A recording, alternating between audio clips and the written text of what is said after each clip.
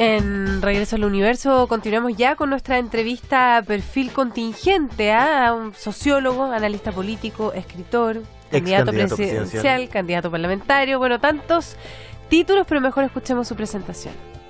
Sociólogo, analista político y escritor de 41 años. Es hijo de Mariana Miranda y de Manfredo Mayol y creció en La Cisterna entre libros de medicina y filosofía.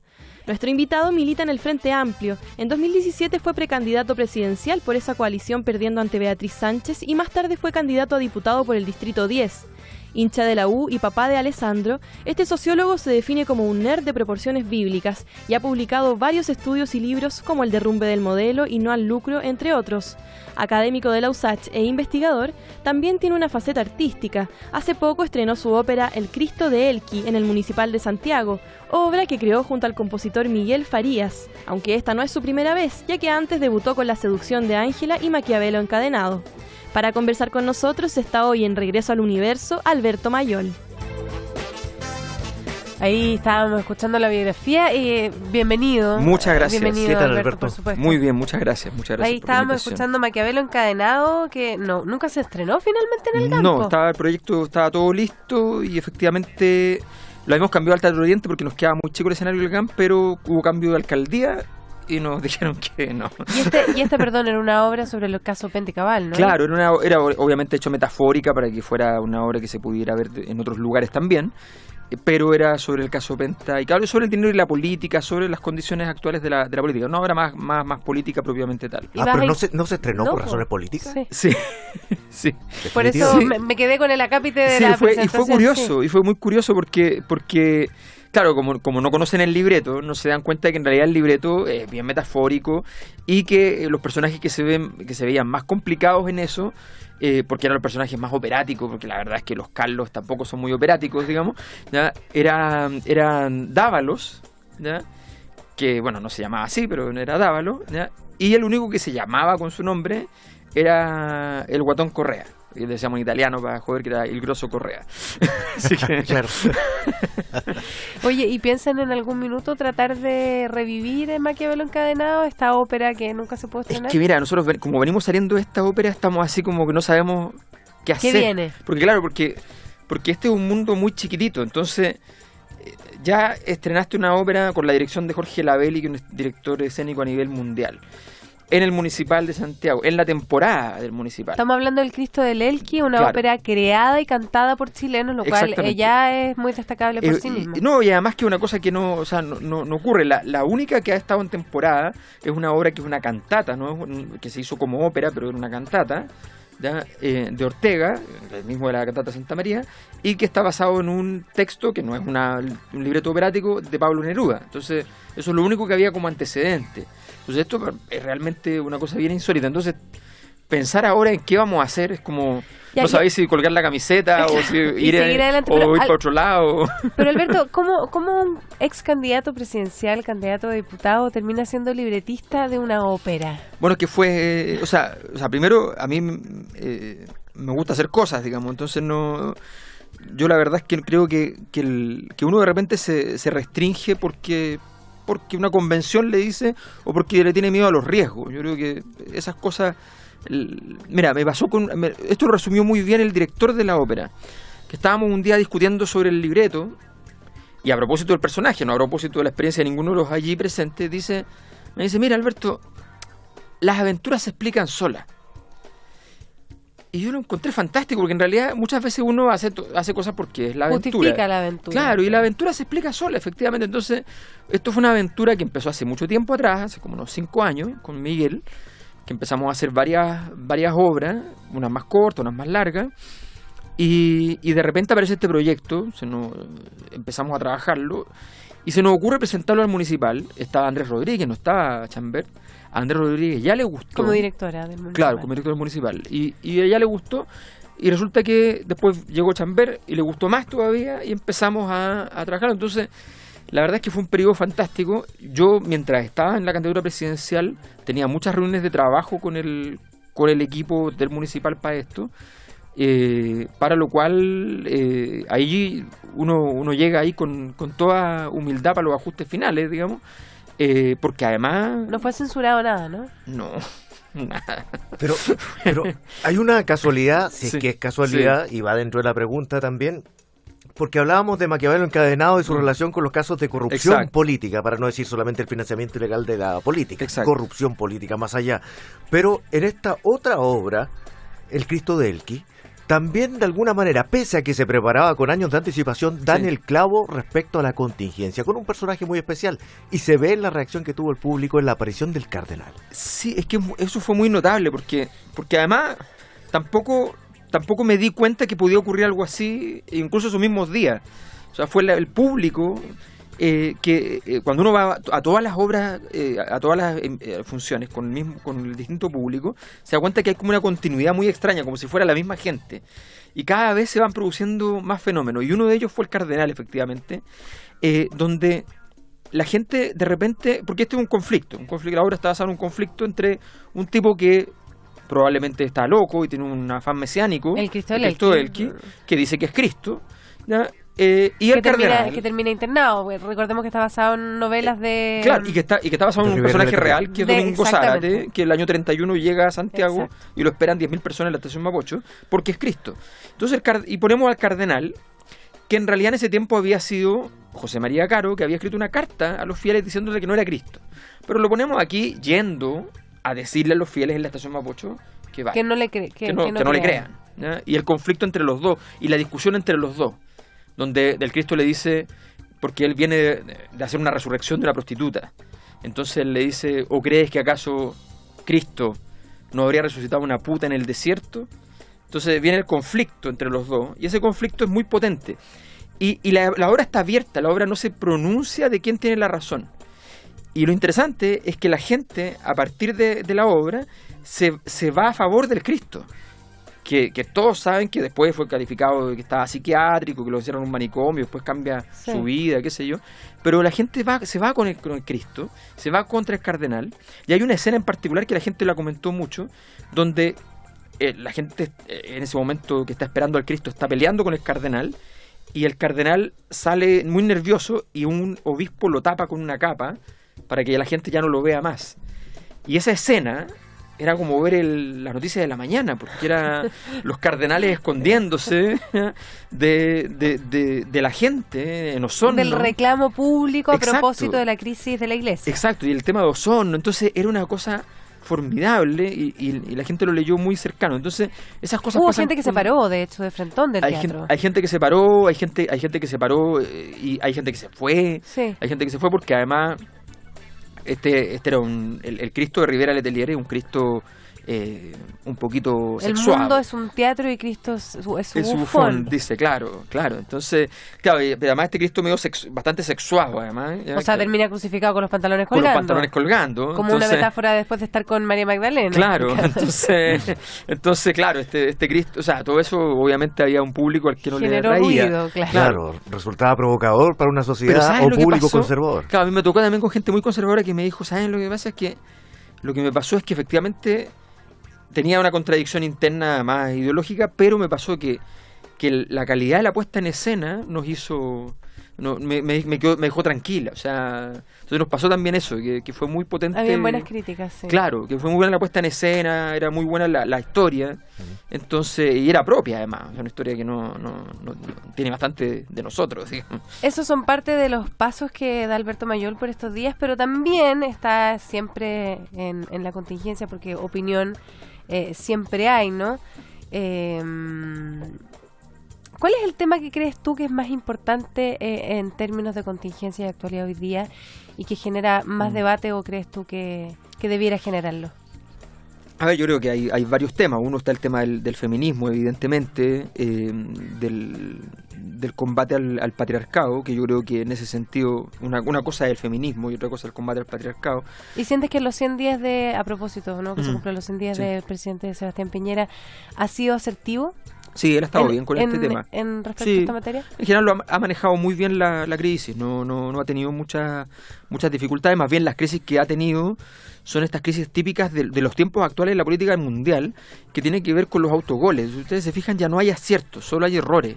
Los errores no forzados. Claro, y pasa con todos los políticos a nivel mundial, cosa que era muy rara. O sea, los políticos de hace 50, 60, 80 años, o sea, si uno agarra nombres tipo Churchill, Juan Pablo II, ¿no? O sea, para que cometieran un error había que tenerlos amarrados, porque de verdad eran unos monstruos de la capacidad de leer los escenarios, con un mundo tan cambiante, con un mundo tan desarmado, tan sin sentido en muchos aspectos. Los errores están por doquier. Alberto, y precisamente para seguir la línea de eso, y si actúa bien frente a estos temas que se supone que son los temas donde el Frente Amplio debería imperar de acuerdo a sus ideas, ¿en qué parte el Frente Amplio entra a discutirle a lo que pretende el gobierno de centro derecha, que es seguir 4 años más terminado este periodo? Lo que pasa es que ahí yo creo que el error es creer que la política tiene 2 dimensiones para poder construir una línea política. Una es tener una agenda, pero las agendas, la verdad es que cualquiera te las puede quitar, y eso es una cosa que hay que aprender. Yo creo que en ese sentido ha habido ingenuidad del Frente Amplio. O sea, Piñera dijo, ¿y cuál es mi problema para quitarle la agenda de bajar los sueldos a los parlamentarios? No hay problema. Fue y tiró el titular de que, claro, de se que era acabó el importante problema. hacerlo y que había que ajustarse el cinturón. Y se acabó la gracia del tema para el Frente Aunque Amplio. le costara enfrentarse con su propio sector. Claro, entonces el tipo del Frente Amplio va, para decirlo de una manera, se baja el sueldo para los aplausos, y los aplausos se los lleva Piñera, y solo se bajó el sueldo. entonces si cuando tú solo juegas a la agenda, y eso pasa mucho en la política. ¿Y eso crees que está pasando en el Frente Amplio, pensando en la agenda que ahora quieren presentar, el proyecto de aborto libre? Exacto. El tema de la eutanasia? ¿Solo se está basando el Frente Amplio en agenda? Exactamente, o sea, hay una serie de temas en los cuales tú dices, no, pero este tema planteémoslo, cuando tú tienes que construir una línea política, que esa línea política nadie más la pueda tener. O sea, cuando nosotros decíamos, el corazón del Frente Amplio tiene que ser el combate a las políticas económicas de libre mercado, contra el neoliberalismo, en fin, cuando decíamos eso, lo decíamos porque básicamente consideramos que allí Piñera no puede ir y decir, te robo la agenda. No puede hacerlo, no lo va a hacer jamás. Entonces, ese es un poco, yo creo que el gran problema que ha vivido el Frente Amplio, porque nos pasó después que el Frente Amplio, la mitad de los congresistas en una de las votaciones votó a favor de un tratado de libre comercio. Entonces tú dices, a ver, ¿dónde se nos perdió, digamos, el eje de que... ¿Falta conducción en el Frente Amplio? Sí, falta conducción. Yo iba más allá un poquito. ¿Hay confusión? También hay confusión. Yo creo que, el arribo, demostrar que tú estás a la altura de la expectativa de la ciudadanía, cuando la ciudadanía te regala una llegada gloriosa, que no la esperaba por el Frente Amplio, esa es la verdad. Pero aún así le ves buen futuro, ¿no? Sí, le veo buen futuro porque básicamente... Incluso llegar a ser... Gobierno, probablemente. Ahora, lo que pasa es que hay que demostrar que se está en condiciones de llegar a ser gobierno, porque ¿qué es lo que pasa con la derecha? La derecha, basado en una injusticia de base, pero da lo mismo, genera la impresión de que gobierna mejor. ¿Cuál es la injusticia de base? Efectivamente, gobierna mejor porque cuando está en el poder tiene menos poderes fácticos en contra. Le va a costar menos gobernar porque no tienes una oposición activa, real, que te puede modificar hasta los números económicos con una acción. Con el hecho de agarrar la plata que tienen en Chile, dejar de invertir, y llevársela para afuera, te pueden modificar el país. Entonces, claramente, la derecha en ese sentido, lo gobernar es más fácil para ellos. Claro, es ruidoso socialmente, pero es más fácil. Entonces, enfrente de eso, el Frente Amplio tiene que ser capaz de demostrar gobernabilidad, y eso es un desafío gigante. Hoy día veíamos precisamente al alcalde Jorge Sharp en reuniones, anunciando reuniones con parte del empresariado, algunas otras ya se habían llevado a cabo. ¿Eso es parte de lo que tú estás describiendo, de lo que tiene que hacer el Frente Amplio para demostrar esa gobernabilidad? Mira, totalmente. Yo considero que, Jorge Sharp, en este sentido, gran parte de los defectos que yo describo en el Frente Amplio no los tiene Jorge. O sea, porque es una figura clave, además de tu libro, Desde el Momento Cero. O sea, claro, lo que pasa es que yo considero, he sido muy crítico de lo que ha hecho en el último año y medio Giorgio Jackson. O sea, porque me parece que él cuidando su presidencial. Perdón, el bicho que repta. Eso lo dijo mi señora, no lo dije yo. Tomando las palabras de tu señora. Sí, eso lo dijo mi señora, pero... ¿No lo piensas tú? No lo pienso yo. Ya. No, yo además yo le tengo mucho cariño porque lo conocí en otra instancia, en otra coyuntura, qué sé yo. Entonces me cuesta pensarlo de una manera distinta, pero sí me pasó que en un momento determinado me sentí que él había tomado un personaje que no lo ponía en riesgo. Y ese personaje, que es un personaje que no habla tanto de política, que es más bien grato, ¿ya? Me parece que efectivamente le hace, si va a ser ese mismo personaje el que está a cargo formalmente de la coalición. Porque tú sientes que la conducción un poco está en las manos de George Jackson. Es que es así, claro, es así. Es así, pero no es así porque finalmente no es él que conduce directamente, sino que lo hace a través de otro, y algunos de esos otros no están incapacitados para eso. O sea, yo lo he dicho claramente, Rodrigo Echecopar es muy simpático, extraordinariamente simpático, pero de verdad no tiene las condiciones para conducir. Ahora, ¿cuáles son los riesgos para plantearse ese futuro para el Frente Amplio, para renovar el espacio político inminente que tú puedes ver, incluso en sus propias figuras? Yo creo que la eficacia y la capacidad de saber que para modificar el sentido común también hay que tener sentido común. O sea, no de repente ponerse a hablar cosas extrañas.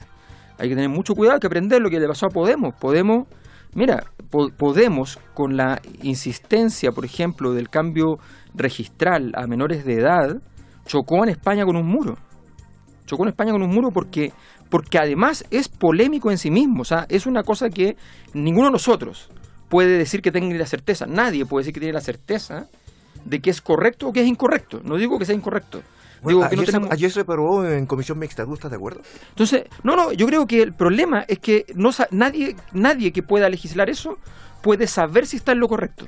O sea, ni siquiera un psicólogo ultra especialista te puede decir, mira, a los 14 años es el momento. ¿Ya? Entonces, son discusiones complejas, claro. Es una discusión de altísima complejidad, donde tú estás entonces entrando en un terreno donde tú crees que mover la frontera, estás haciendo una cosa genial, cuando hay cosas que son muy claras. O sea, nosotros lo dijimos en la campaña presidencial de la vez pasada, dijimos, oye, el tema de SQM no se va a resolver sin una nacionalización, porque Ponce Lerú, o sea, no va a salir de allí. ¿Ya? Y resulta que está la evidencia. Y ahí está el tipo. Entonces tú dices, oye, a ver, ¿cómo se hace? Bueno, no podemos pagarle SQM, pero resulta que gran parte de las concesiones con que trabaja son concesiones públicas. Quítale todo eso, que eso es una cuestión de una ley, no requiere un peso, ¿ya? Y a ver que haga SQM lo que pueda. Entonces... Pero ¿no crees que igual de alguna otra forma el Frente Amplio, independiente de los conflictos que tú estás manifestando, tiene esta teoría de que va a ser un poco inmune durante mucho tiempo a la vez de que responde a ciertas demandas que tiene la ciudadanía? Hay un problema con esa inmunidad, sensación de inmunidad, sí, totalmente. De hecho, por ejemplo, ahora hay un conflicto importante por el tema de un dirigente estudiantil, Alfonso Mor, que la militancia. Claro, yo respecto al tema de Alfonso Mor, que lo desconozco el tema en sí mismo. O sea, para que la gente sepa, lo sacaron de la presidencia de la FECH por un caso en que no fue lo suficientemente diligente para denunciar una cosa a una secretaria. Como yo no sé si fue o no fue suficientemente diligente, solo sé que RD y la derecha estuvieron en contra de él en esa situación, y puede que RD tenga razón, porque puede que efectivamente haya sido poco diligente. Me parece fantástico, me parecía formidable que alguien de mi coalición diga, no, yo no lo voy a proteger porque sea de los míos, si fue poco diligente. Y me parecería horrible que le hayan hecho una operación, si es que una operación para perjudicarlo. Pero el punto no es ese. El punto es que hubo una reunión para solucionarlo anoche, ¿ya? Y resulta que salen de la reunión sin solucionarlo. Entonces, eso me pasó a mí, con el problema que tuve yo. Y yo no lo entiendo, yo no puedo entender que uno se junte. El problema tuyo cuando eras candidato... Cuando quería ser candidato a diputado, y me habían vetado. Entonces, el evento Natalia Castillo para que la gente lo recuerde. Y cuando me habían vetado y después me reponen en una condición en la cual yo saco 6 veces más votos que Natalia, pero sale ella diputada, porque me pusieron en una condición... ¿Limaste asperezas con Natalia? Es que no se podía limar nada porque finalmente ella mintió y no hay manera, a menos que ella me hubiese llamado, me hubiese dicho, te pido disculpas, a mí yo ningún problema, pero no es precisamente lo que querían. Lo que querían es que yo además reconociera los hechos, y eso me habilitaba para ser candidato a diputado. Entonces, sí, Alberto estaba relatando el episodio de Alfonso Mor, el presidente de la FECH, que no llegaron a acuerdo. Puede llegar a un asunto mayor o ejemplificar lo que pueda ocurrir al interior del Frente Amplio, porque aquí podrían verse enfrentadas George Jackson y Boric que defiendan. Eso no va a ocurrir. Ese es el gran problema de que ahí ese defecto lo tiene Gabriel, no Giorgio. O sea, Gabriel siempre ha tenido una línea política que es distinta a la de Giorgio y sin embargo se ha plegado a todas las decisiones de Giorgio. Ha vivido en ese sentido en la comodidad de seguir el camino del líder, ¿no? Entonces hay alguien que está abriendo el camino allí y yo creo que eso no es la manera de hacer una visión distinta dentro del Frente Amplio. Yo creo que ahí se ha equivocado. En ese sentido el movimiento autonomista se ha visto, por esa acción de Gabriel, se ha visto transformado en la práctica en un apéndice de RD, y eso es ridículo porque el movimiento autonomista es, en términos de movimiento, como cantidad de gente activa, es más grande incluso que RD. RD es más grande como partido porque se inscribió legalmente, y porque tienen una estructura, son súper ordenados, trabajan bien, ¿no? Pero resulta que el movimiento autonomista es más grande en todo Chile. Entonces, y sin embargo, y son distintos ideológicamente, pero ellos llegan a acuerdo con los que son distintos y no los que son iguales. Entonces, pero también de alguna otra forma es el camino que tú también dijiste que sería el más sensato para el Frente Amplio en términos de convertirse todos en un partido político disciplinado. Bueno, eso sería el óptimo, pero ya no fue, porque lo ideal habría sido que hubiésemos inscrito un partido que se llamara Frente Amplio y adentro ahí armábamos un mecanismo sin tantas organizaciones, federado, movimientos y partidos entre medio. Claro, y lo federado adentro se hacía a través de las ideas y punto. Pero ya no ocurrió eso y dado eso, yo ayudé a inscribir RD, pero RD después me dijo, no, tú no puedes ser candidato por mi lista, aunque yo los haya inscrito. Sí, Alberto, se nos fue el tiempo, pero a propósito que estamos hablando del Frente Amplio y también del gobierno, de Chile Vamos, la centro derecha y el Frente Amplio, ¿qué pasó con lo del medio? ¿Qué pasó con la concertación? Hoy, muy corto. Bueno, lo que pasó es lo mismo que pasó aquí en la conversación. Mayoría, quiero decir, dije concertación. La nueva mayoría. Lo que pasó fue lo mismo que pasó acá, porque no existe, que en la práctica está sin liderazgos de renovación, que si tú miras y te imaginas quién podría ser presidente por el lado de la nueva mayoría de aquí para adelante, prácticamente no tienes nombre, que hasta no son pocos los que dicen, bueno, igual hay que tener vivo el nombre de Michelle Bachelet. O sea, la locura total, porque estamos hablando de que ya esto es absurdo, de que uno y uno, o sea, ya fue absurdo en el siglo XIX en Colombia, los liberales y los conservadores, los liberales y los conservadores, y de repente aquí tenemos a personas, o sea, vamos a darnos la vuelta, que 3 veces para cada uno. No, yo creo que ya no tienen rol que cumplir en el futuro. No hay rol que cumplir en el futuro. Y la derecha, muchos candidatos. La derecha va a tener un rol que cumplir en el futuro y en eso tiene mucha relación la nueva mayoría. La gran derrota de la nueva mayoría no es solamente su propia derrota, sino el hecho de haber resucitado a la derecha, que estaba como ellos hoy hace 4 años. Tanto que conversar con Alberto Mayol. Queremos agradecer tu tiempo y habernos acompañado en este regreso al universo. Gracias, Alberto, que esté muy bien. Muchas gracias. Esto es Regreso al Universo por la 93.7.